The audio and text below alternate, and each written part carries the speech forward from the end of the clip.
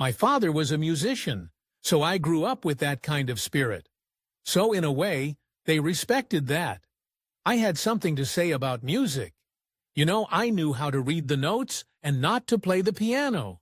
So that really, you had a good point of view. You had a strong point of view. Yeah, I wasn't just sitting there to look nice and to be pretty. Put your face. It was hard work. Anita Pallenberg was more than just a muse to the Rolling Stones. She was an actress, model, and cultural icon who left an undeniable mark on the music and fashion of the 1960s and 1970s. Known for her relationships with Brian Jones and Keith Richards, she became an integral part of the band's inner circle, shaping their image and sound in ways that are only now being fully recognized. Since her passing in 2017, speculation about her life and legacy has continued. Now her children, Marlon and Angela Richards, have confirmed long-standing rumors through a documentary Catching Fire, the story of Anita Pallenberg. Relationship with the Rolling Stones. I was doing some modeling in Germany and the photographer said, "Do you want to come to a gig?"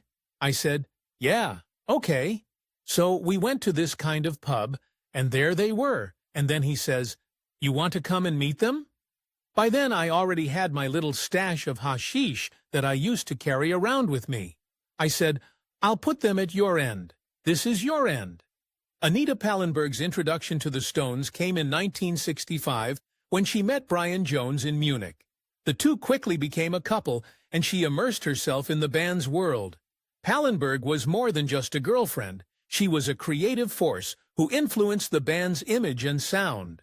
She had an eye for fashion, a deep understanding of music, and an energy that captivated those around her. Eric Jagger and Keith Richards both acknowledged the impact she had on the group, with Richards later describing her as a major influence on their aesthetic and attitude. Her relationship with Jones, however, turned dark.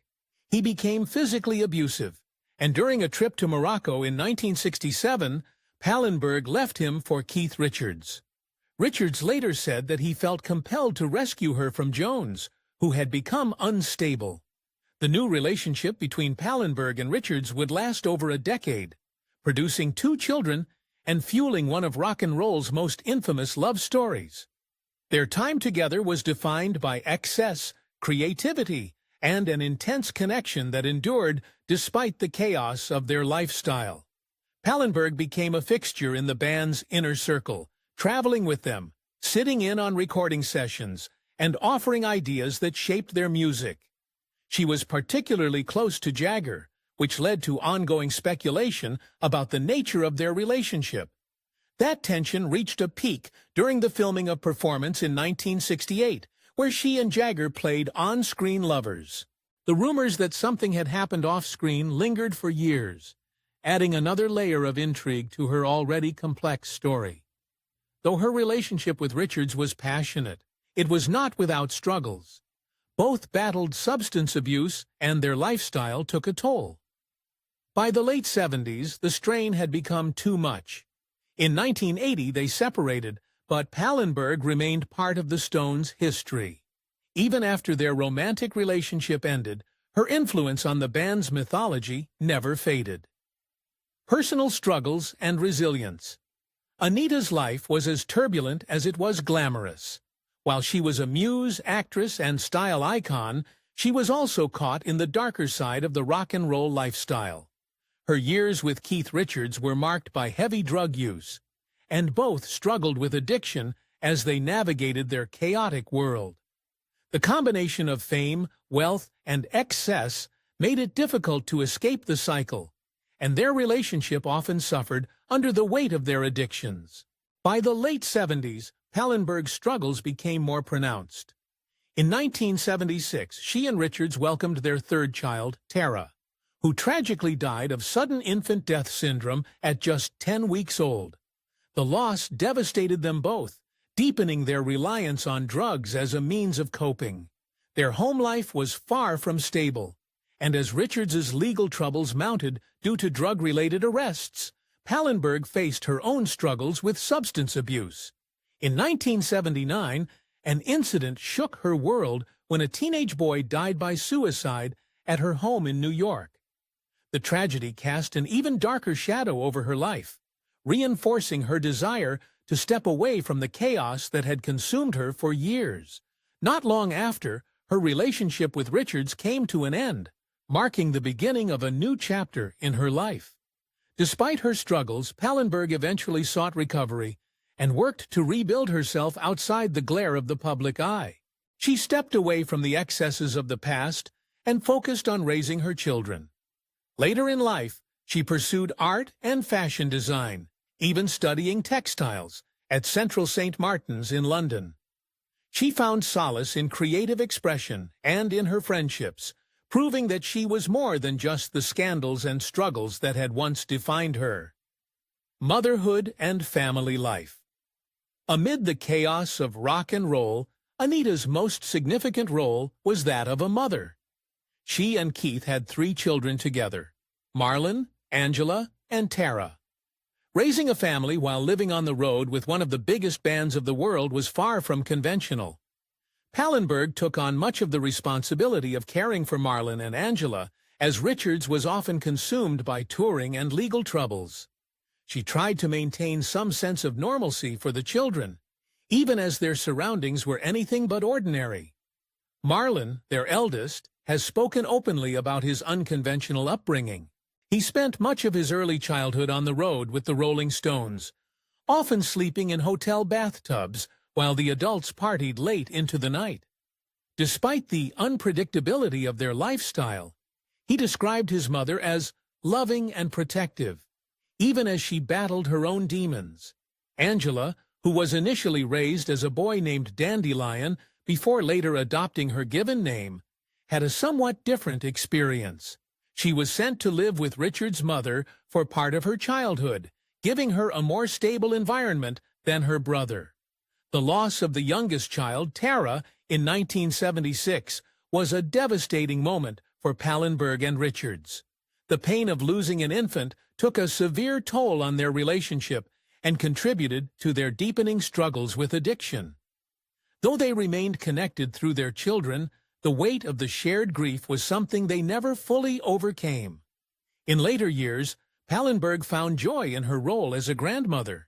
She remained close with Marlon and Angela, and they have both spoken fondly of her influence on their lives. The Secret Manuscript. Anita Pallenberg spent much of her later years reflecting on her life, and unbeknownst to many, she had been quietly writing her life story. After her death in 2017, her children, Marlon and Angela Richards, discovered a manuscript she had been working on for years.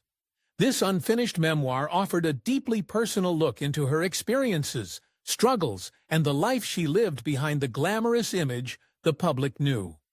It was a raw and unfiltered account, revealing aspects of her journey that had long been speculated about but never confirmed.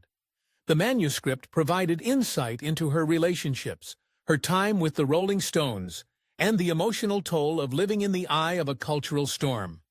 She wrote about the highs and lows with brutal honesty, reflecting on the impact of fame, addiction, and loss. Unlike the many books and articles written about her over the years, this was her chance to tell her own story in her own words. I think sometimes projects can start from a more official capacity. When Marlon found the pages of Anita's writing that he was not aware of previously, he also knew he had this incredible Super 8 home movie footage and all these photographs. I think it just started to coalesce in his mind. My mother is so interesting, and there's this material that I've now found that feels like there's a documentary here. After finding the manuscript, Marlon and Angela knew they had to share it with the world.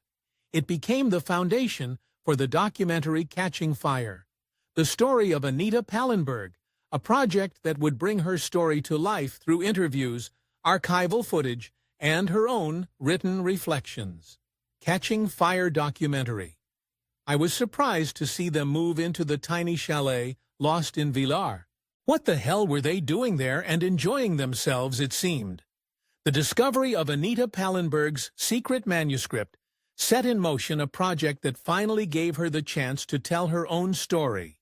Marlon and Angela, recognizing the importance of their mother's words, worked to bring her life to the screen in the documentary Catching Fire, the story of Anita Pallenberg. The film was not just a reflection on her time with the Rolling Stones, but an exploration of her identity as an artist, mother, and survivor.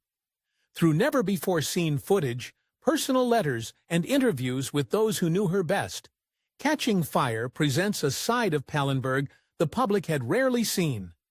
It moves beyond the familiar tales of excess and scandal, showing a woman who was fiercely independent, deeply intelligent, and more influential than history had acknowledged. Those closest to her, including her children, share their memories, painting a picture of someone who was both larger than life and intensely private. One of the most compelling aspects of the documentary is the way it addresses the myths and rumors that have surrounded Pallenberg for decades. From her complex relationship with the Rolling Stones to her struggle with addiction and loss, the film does not shy away from the difficult moments. At the same time, it highlights her resilience and creativity, reminding audiences that she was not merely defined by her connections to famous men. Now it's time to hear from you. What's your favorite memory of Anita? Let us know in the comments section below.